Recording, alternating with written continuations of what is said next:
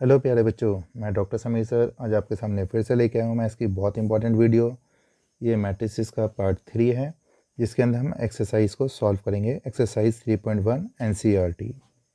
तो चलिए स्टार्ट करते हैं। Exercise 3.1 NCERT. बड़े ध्यान से चीज़ों को समझना बेटा।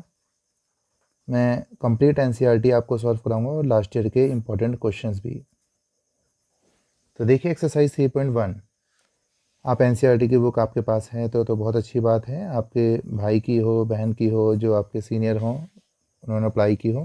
अगर आपके पास बुक अवेलेबल ना भी हो तब भी बेटा आप पीडीएफ डाउनलोड कर सकते हैं, वहाँ से पढ़ सकते हैं। तो चलिए देखते हैं क्वेश्चन नंबर 1 इसके अंदर क्या लिखा है। क्वेश्चन नंबर 1 के अंदर बेटा एक मैट्रिक्स हमें गिवन है और मैट्रिक्स किस तरह की है वो देखिए। इसमें कुछ एलिमेंट्स लिखे हैं 2, 5, 19, -7 और एलिमेंट्स हैं 35, -2, 5/2, 12, √3, 1, -5 एंड 17। ये हमारे पास एक मैट्रिक्स गिवन है और बच्चों इसमें कुछ क्वेश्चंस पूछे गए हैं। चलिए उन क्वेश्चंस का आंसर देते हैं। सबसे पहले इसने पूछा है order of the matrix. Order of the matrix क्या होगा? तो बेटा ऑर्डर ऑफ द मैट्रिक्स मैंने आपको बताया था पिछली वीडियोस के अंदर। जिन बच्चों ने पिछले पार्ट 1 और पार्ट 2 को नहीं देखा है प्लीज़ एक बार उसे देख लीजिए ताकि आपको ये टॉपिक समझ में आए, सभी पूरी एक्सरसाइज कम्प्लीटली आपको समझ में आ जाए। तो देखिए ऑर्डर में हमने क्या करा था, हमने कहा था बेटा कि सबसे पहले हॉरिजॉन्टल लाइंस काउंट करते हैं, कितनी होती हैं 1, 2, 3। 3 तो हॉरिजॉन्टल लाइंस है, इसे रो कहा जाता है।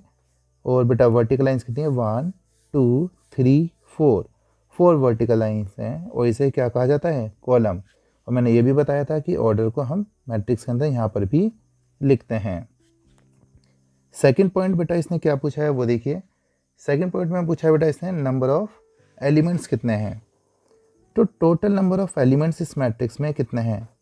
अगर मैं नंबर ऑफ एलिमेंट्स की बात करता हूँ तो एक तो तरीका ये है कि आप इस मैट्रिक्स के अंदर जितने भी एलिमेंट्स हैं उन्हें काउंट कर लीजिए। जैसे 1, 2, 3, 4, 5, 6, 7, 8, 9, 10, 11, 12। There are 12 elements here. But बेटा ये काउंट करने का तरीका बिल्कुल गलत है। काउंट करने से ज़्यादा बेहतर होगा कि ये जो ऑर्डर है इसको आप मल्टीप्लाई करो, यानी कि 3 × 4 जो आपको नज़र आ रहा है इसे आप मल्टीप्लाई करेंगे देन यू कैन गेट 12। तो टोटल नंबर ऑफ एलिमेंट्स कितने हैं 12 हैं। उसके बाद बेटा कुछ और क्वेश्चंस हैं, जैसे थर्ड पार्ट देखिए इसका। इसमें क्या पूछा है, इसमें पूछा है A13 नाम का एलिमेंट कौन सा होगा। तो अगर आपको याद हो मैंने आपसे कहा था ये जो 1 है जो लेफ्ट में लिखा है 1, ये रो को रिप्रेजेंट करता है। जो 3 है ये किसको रिप्रेजेंट करता है बेटा कॉलम को रिप्रेजेंट करता है। तो देखिए फर्स्ट रो और थर्ड कॉलम, ध्यान से सुनिए, first row and third column. तो पहली रो ठीक है और थर्ड कॉलम की बात करें फर्स्ट, सेकंड, थर्ड, तो क्या नज़र आ रहा है आपको 19 नाम का नंबर नज़र आ रहा है। अगर आप ध्यान से सोचें फर्स्ट रो एक हॉरिजॉन्टल लाइन और तीसरी वर्टिकल लाइन, तो कहाँ पे क्रॉस आएगा 19 पर। तो एलिमेंट क्या हो गया 19। फिर उसने बेटा क्वेश्चन पूछा है सेकंड A21 क्या होगा, मतलब सेकंड रो और फर्स्ट कॉलम, यानी सेकंड तो हॉरिजॉन्टल लाइन और फर्स्ट कौन सी बेटा वर्टिकल लाइन। तो देखिए फर्स्ट और ये सेकंड हॉरिजॉन्टल लाइन और फर्स्ट वर्टिकल लाइन कहाँ पे क्रॉस होगा 35। तो that will be your answer. आपको रफ आइडिया के लिए बेटा मैं यहाँ पर इस तरह की जो मैट्रिक्स हैं जनरली इसकी नोटेशन क्या होती है, कैसे लिखी जाती है, वो मैं यहाँ लिख रहा हूँ ताकि आप कंपैरिजन कर पाएँ। तो देखिए यहाँ पे होता है A11, A12, A13, A14। उसके बाद नीचे क्या लिखेंगे बोलो A21, A22, A23, A24। साथ के साथ बेटा आप बोला करो, समझो चीज़ों को, आप ऐसे ही पढ़ो जैसे आप क्लास में पढ़ते हैं। जितना बोलोगे उतने ज़्यादा बेहतर सीखोगे भी। A31 यहाँ बताओ, A32, A33 और ये क्या होगा A34। अब ये जो मैंने आपको मैट्रिक्स यहाँ पे लिखी है बेटा, इस मैट्रिक्स से इसके एलिमेंट्स को कंपेयर कर सकते हो। जैसे यहाँ क्या पूछा था A13, तो A13 कौन सी पोजीशन पे आ रहा है यहाँ पर, तो यहाँ देखिए बेटा, यानी स्टार्टिंग से तीसरे नंबर पे क्या नज़र है 19, तो 19 आंसर हो गया।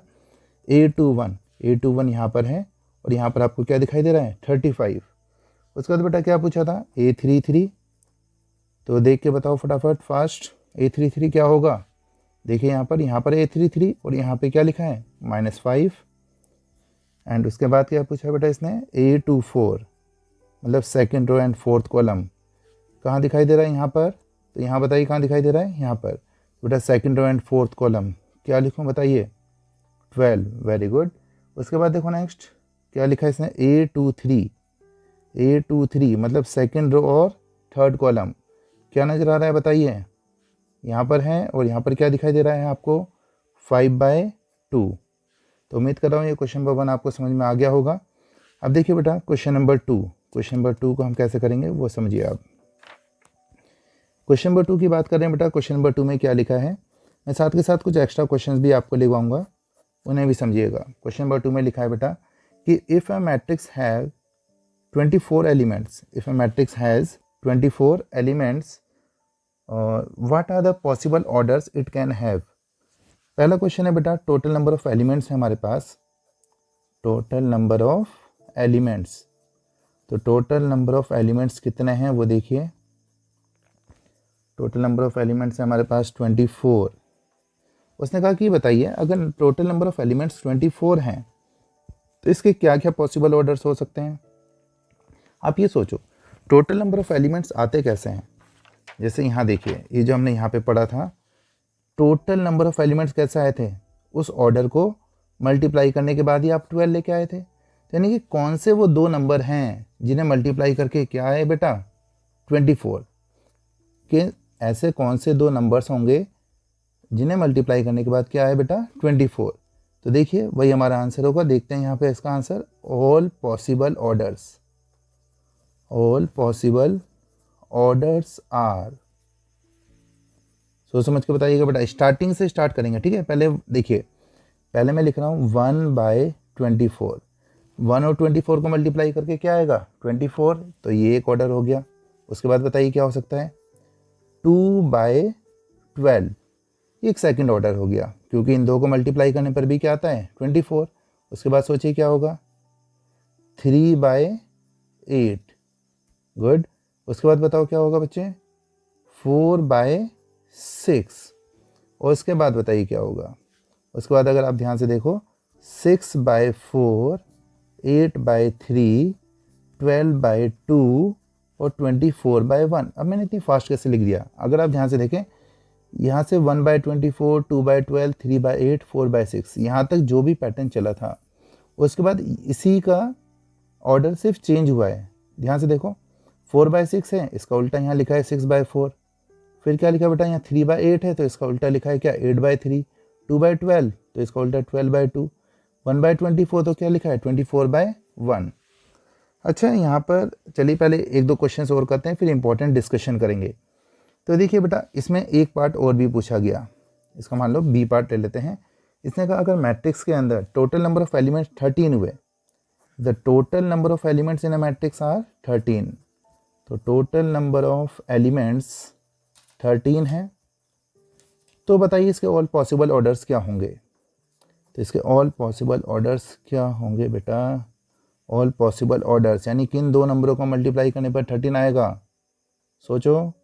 वेरी गुड, 1/13 और 13/1, ठीक है। एक दो क्वेश्चन और देखते हैं। क्वेश्चन नंबर 3 देखो बेटा, क्वेश्चन नंबर 3 में लिखा है एक मैट्रिक्स है जिसमें टोटल नंबर ऑफ एलिमेंट्स 18 हैं। एक मैट्रिक्स है इसमें टोटल नंबर ऑफ एलिमेंट्स कितने हैं बोलो 18। तो टोटल नंबर ऑफ एलिमेंट्स 18 हैं। अब ऑर्डर्स कैसे निकालते हैं बेटा, ऑल पॉसिबल ऑर्डर्स कैसे निकालते हैं मैंने अभी आपको बताया है, थोड़ा दिमाग लगाओ। ऑल पॉसिबल ऑर्डर्स के लिए हम देखते हैं कि किन दो नंबरों को मल्टीप्लाई करने पर 18 आएगा। तो देखिए बेटा 1/18, 2/9, 3/6 और फिर 6/3, 9/2 और फिर 18/1, ठीक है। अच्छा यहाँ पे इंपॉर्टेंट डिस्कशन क्या था, एक इंपॉर्टेंट पॉइंट समझो बेटा।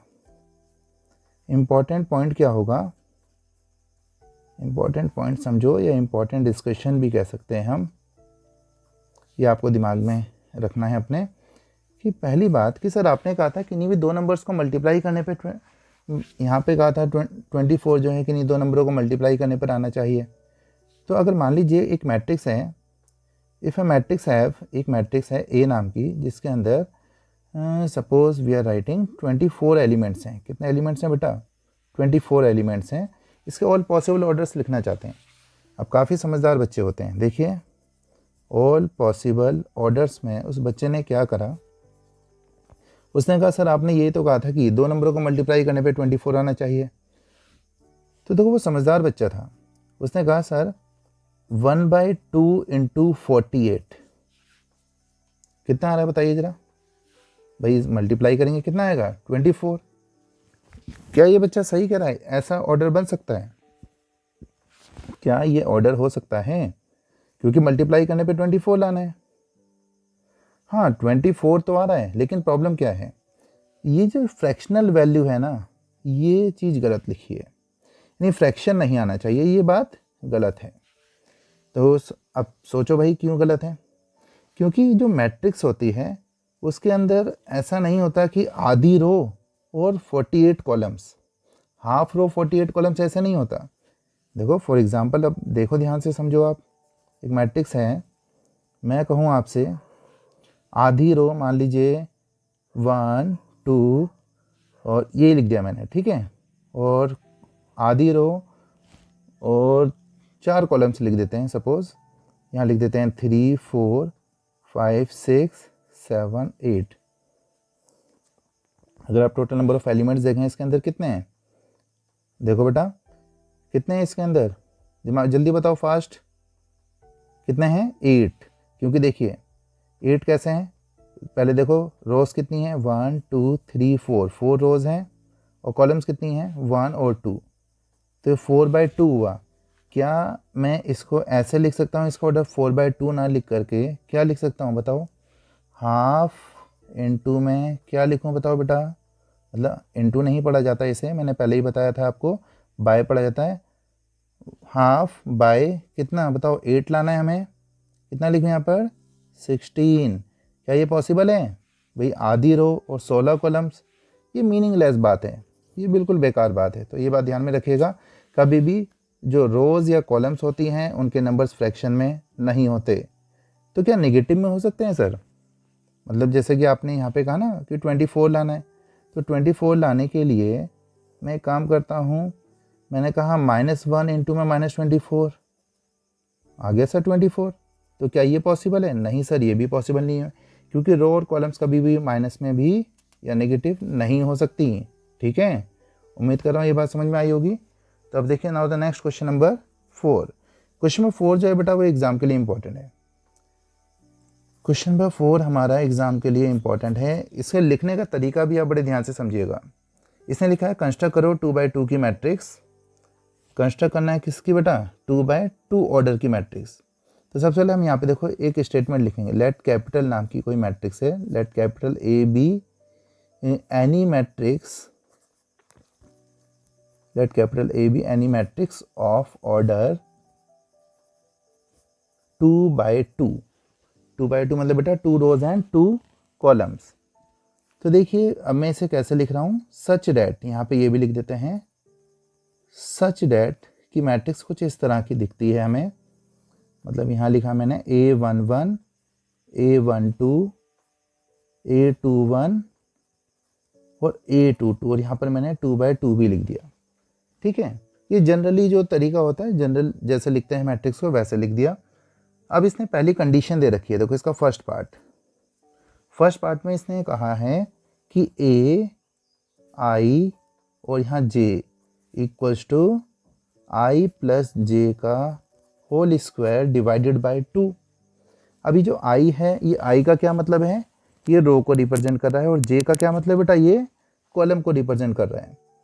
अगर आपको ये 2/2 की मैट्रिक्स फाइंड आउट करनी है तो आपको किसकी चीज़ की रिक्वायरमेंट होगी? आपको किसी तरह से A11 की वैल्यू पता चल जाए बेटा, A12 की वैल्यू, A21 और A22 की वैल्यूज अगर आपको पता चल जाती हैं तो इसका मतलब आप ये 2/2 की मैट्रिक्स फाइंड आउट कर सकते हो। तो देखिए A11, मैं यहाँ लिख रहा हूँ A11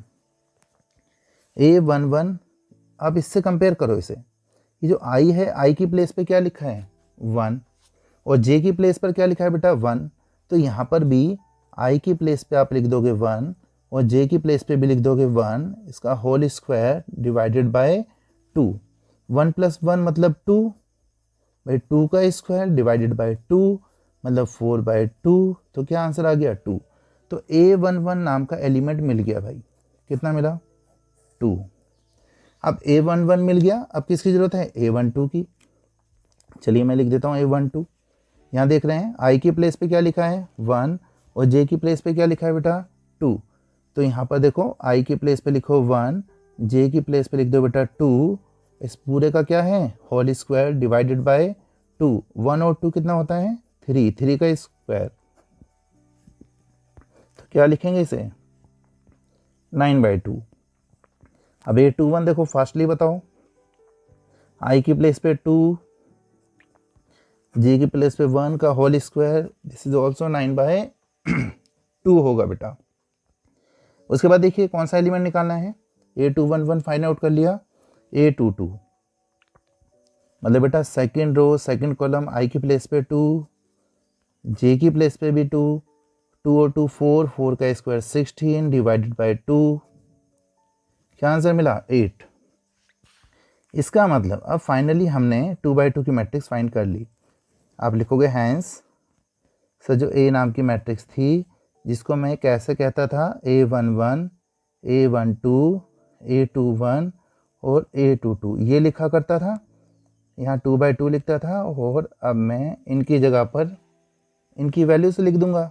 जैसे देखिए A11 की प्लेस पर क्या है बेटा 2, A12 के प्लेस पर क्या लिखा है 9/2, A21 की प्लेस पर 9/2 और यहाँ पर कितना है 8, और ये हमारे पास मैट्रिक्स हो गई, ये दैट्स योर रिक्वायर्ड आंसर। इसका फिर बेटा सेकंड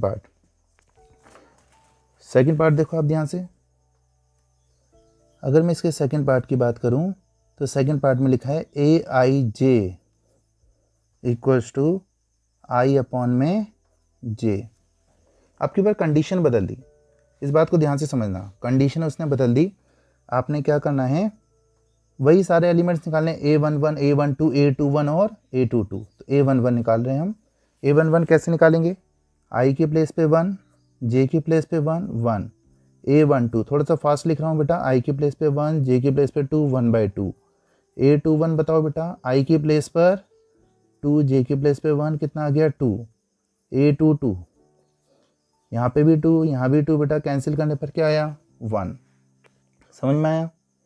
अब देखो इसी को इसका मतलब हमारे पास जो मैट्रिक्स हैं वो क्या होगी, बोलो भाई क्या थी A11, A12, A21 और A22, ये थी बेटा ओरिजिनल मैट्रिक्स जो हमने लिखी थी। अब इसकी जगह इसकी वैल्यू लिख दो, A11 की वैल्यू कितनी है 1, A12 की वैल्यू कितनी है बेटा 1/2, A21 की 2 और A22 की 1, और ये दैट्स योर रिक्वायर्ड आंसर। तो उम्मीद कर रहा हूँ आपको ये समझ में आ रहा होगा बेटा। इसी तरीके से इसका थर्ड पार्ट आप लोग ट्राई कीजिएगा, और आपको नहीं समझ में आता है तो प्लीज़ पूछ लीजिएगा, मैं आपको बता दूंगा। अब इसके बाद बेटा हम बात कर रहे हैं नेक्स्ट मैट्रिक्स के ऊपर, क्वेश्चन नंबर 5। जो क्वेश्चन नंबर 5 है ये हमारा same as it is question number 4 की तरह है। इसमें मैं आपको थोड़ा सा आइडिया दे रहा हूँ, वो देखिए कैसे लिखेंगे, उसके बाद आप कोशिश कीजिए घर पर ट्राई करने की। Let capital A B any matrix, वही same statement, let capital A B any matrix of order, किस ऑर्डर की मैट्रिक्स बेटा 3/4 सच दैट, जो कैसे लिखी होगी तो देखो मैं कैसे लिखता हूँ, A11, A12, A13, A14, A21, A22, A23, A24, A31, 32 बेटा 33 और 34। अब देखिए बेटा इसमें अब आपको करना क्या होगा, कंडीशन दी होगी इसने, देखिए फर्स्ट पार्ट में क्या कंडीशन दी है, यहाँ पे मैं सॉल्व करा रहा हूँ थोड़ा सा।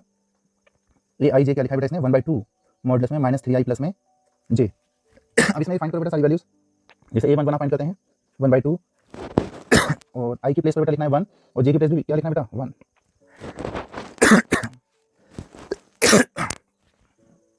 तो देखो क्या लिखना है, i की प्लेस पर भी हमें 1 लिखना है और j की प्लेस पर भी 1 लिखना है, तो i की जगह पे बेटा 1 लिख दिया और j की प्लेस पर भी मैंने 1 लिखा। और अगर हम इसे सॉल्व करें, ये मॉडुलस का साइन है बेटा -3 + 1 कितना हो जाएगा -2, और -2 मॉडुलस से बाहर निकलेगा +2, कैंसिल आउट, और ये क्या हो गया 1, और ये वैल्यू हो गया बेटा A11 की। मैंने आपको ये बताना चाहा कि किस तरीके से हम वैल्यूज फाइंड आउट करेंगे। इसी तरीके से देखिए A12 फाइंड आउट करेंगे आप। A12 के लिए क्या करोगे, i की प्लेस पर 1 लिखोगे बेटा, j की प्लेस पर भी 1 लिखोगे, और ये देखिए -3 + 1 कितना हो जाएगा सॉरी आई के प्लेस पे 1 लिखा है आपने, जे के प्लेस पे क्या लिखेंगे बेटा 2 लिखेंगे, तो जे के प्लेस पे 2 लिखेंगे -3 + 2 -1 होगा, मॉडुलस के अंदर बेटा -1 होगा, बट ये मॉडुलस का साइन से पॉजिटिव बना देगा तो प्लस का 1 हो जाएगा अपॉन में 2, तो आंसर हो जाएगा बेटा 1/2। इसी तरीके से बच्चों आप A13 A14 21 22 23 24 सभी वैल्यूज फाइंड आउट कीजिएगा और फिर उसे बेटा इसके अंदर पुट कर देना, वो आपका क्या होगा रिक्वायर्ड आंसर। उम्मीद कर रहा हूँ समझ में आ रहा होगा आपको, अगर नहीं समझ में आएगा बेटा प्लीज आप मुझे कमेंट करके बता दीजिएगा, इसका मैं कंप्लीट सॉल्यूशन भी आपको सेंड कर दूंगा, उसकी टेंशन मत लीजिए। तो देखिए बात करते हैं इससे आगे। जब हम बात करते हैं एक और नए टॉपिक की, उस पर बेस्ड फिर क्वेश्चंस करेंगे, और वो टॉपिक क्या है, equality of matrices. Equality of matrices, दो मैट्रिसेस कब इक्वल होती हैं। मान लो बेटा एक मैट्रिक्स है हमारे पास, ए नाम की मैट्रिक्स है सपोज, मैंने कहा A11 A12 A13 A21 A22 A23, बहुत सिंपल सी मैट्रिक्स लिए बेटा मैंने एक, और एक बी मैट्रिक्स है बच्चे B11 B12 B13 B21 B22 और B23, ये दो मैट्रिक्स हैं। अगर हम कहते हैं कि ये दोनों मैट्रिक्स इक्वल हैं, if A and B both matrices are equal, this is only possible when their corresponding elements are equal. Sir ये क्या कह दिया आपने, तो देखो ध्यान से बेटा मैंने क्या कहा, सबसे पहले इन दोनों मैट्रिसेस को मैं इक्वल लिख लेता हूँ।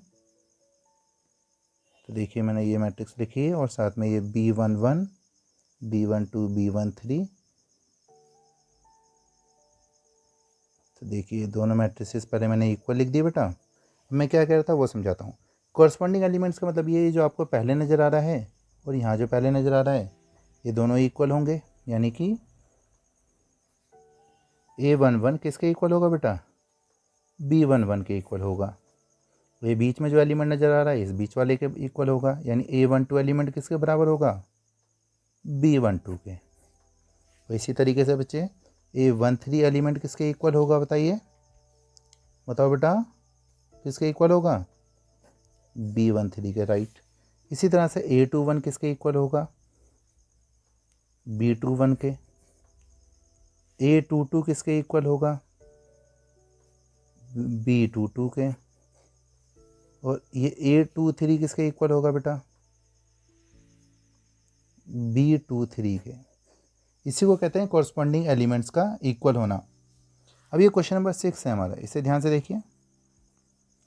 क्वेश्चन नंबर 6 में फर्स्ट पार्ट इसका क्या लिखा है, 4 3 x 5, और ये इक्वल है YZ 1 5 के। अब ये पहले से इसे एक सिंबल यहाँ पे यूज़ कर रखा है बेटा इक्वल का, तो ये इक्वल कब हो सकते हैं, जब कॉरस्पॉन्डिंग एलिमेंट्स इक्वल होंगे, मैंने आपसे कहा, यानी कि 4 किसके इक्वल होगा, y के इक्वल होगा, 3 किसके इक्वल होगा, z के बेटा, x किसके इक्वल होगा, 1 के, और 5 तो 5 के इक्वल है ही, है ना। तो ये आपको समझ में आया होगा।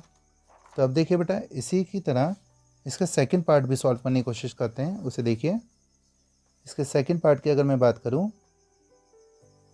तो बेटा इसके सेकंड पार्ट के अंदर क्या लिखा है, x + y 2 5 + z, और क्या लिखा है x y, और ये इक्वल है 6 2 5 8 के। तो अब देखिए जब ये इक्वल हैं तो भाई कॉरस्पॉन्डिंग एलिमेंट्स इक्वल होंगे, क्योंकि इक्वल टू का साइन है, और मैट्रिक्स इक्वल तभी होती हैं उनके कॉरस्पॉन्डिंग एलिमेंट्स इक्वल होते हैं। मतलब x + y 6 के इक्वल है, 2 2 के इक्वल तो दे ही रखा है, और 5 + z किसके इक्वल होगा, 5 के। x y किसके इक्वल होगा बेटा, बताओ, 8 के। तो यहाँ से अगर मैं इस 5 से 5 को कैंसिल कर दूँ तो z की वैल्यू कितनी आ जाएगी, 0। z तो पता चल गया, अब x और y कैसे पता चलेंगे, यस ये दो इक्वेशंस हैं, x + y = 6, x y = 8। अगर इन दोनों इक्वेशंस को सॉल्व किया जाए तो बहुत ईजिली हम x और y की वैल्यू फाइंड आउट कर सकते हैं। कैसे सॉल्व करें वो सोचिए। मान लो ये फर्स्ट इक्वेशन है, यहाँ से हम बेटा कोई एक वैल्यू निकालते हैं एक्स की या वाई की और इसके अंदर पुट कर देते हैं, ठीक है। मान लीजिए यहाँ से हमने वाई की वैल्यू निकालते हैं, क्या निकलेगी 6 माइनस एक्स। तो देखो वाई के प्लेस पे मैं लिख देता हूँ 6 माइनस एक्स इक्वल्स टू 8 और यहाँ लिखोगे रीज़न कि आपने ये कैसे किया, फ्रॉम इक्वेशन फर्स्ट। अब एक्स को अंदर मल्टीप्लाई करो, नंबर ऑफ एंट्रीज है बेटा हमारे पास 0 और 1, दैट मीन्स 2, और टोटल नंबर ऑफ एलिमेंट्स हमारे पास उस तरफ लेके 3/3 की मैट्रिक्स थी, तो 9, so we can write 2 to the power 9 equals to अब ये क्वाड्रेटिक 512। इक्वेशन बन गई है और क्वाड्रेटिक इक्वेशन तो आपको सॉल्व करनी आती होगी। तो क्वाड्रेटिक इक्वेशन को जब सॉल्व करेंगे तो बेटा एक्स की वैल्यू आएगी एक तो 2 और दूसरे एक्स की वैल्यू कितनी आएगी, बोलो 4, ठीक है। तो ये दो वैल्यूज़ आ चुकी हैं एक्स की।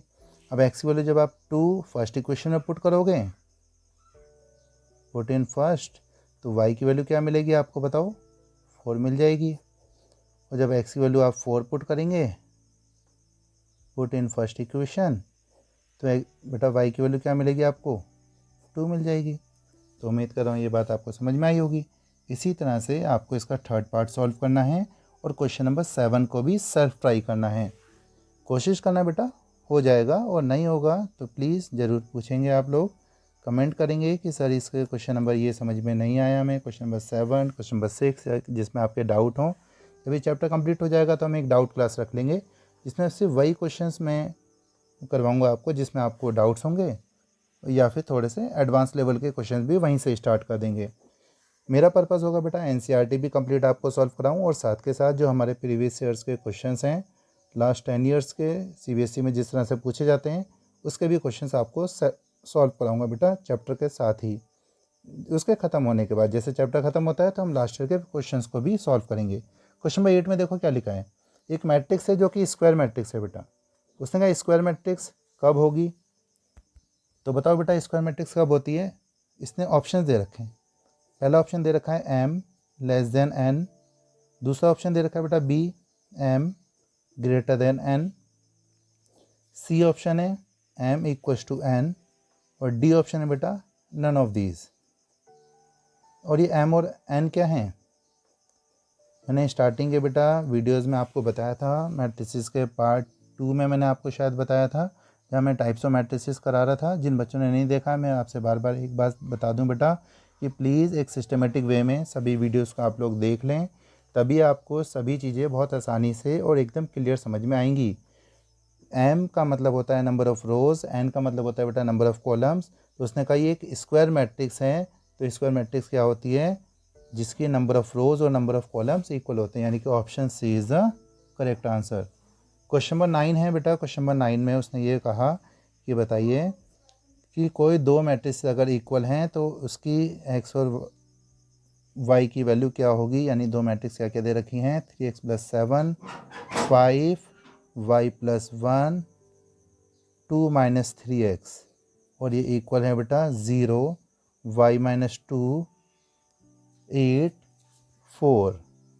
तो अब ये दो इक्वल हैं, तो बेटा यहाँ पे आप ये देखो कंपेयर करेंगे, 3x + 7 हो जाएगा किसके इक्वल, 0 के, तो x वैल्यू आ जाएगी -7/3। और बेटा अगर मैं यहाँ की बात करूँ तो y + 1 किसके इक्वल होगा, 8 के, तो यहाँ से y की वैल्यू कितनी आ जाएगी, 7, ठीक है।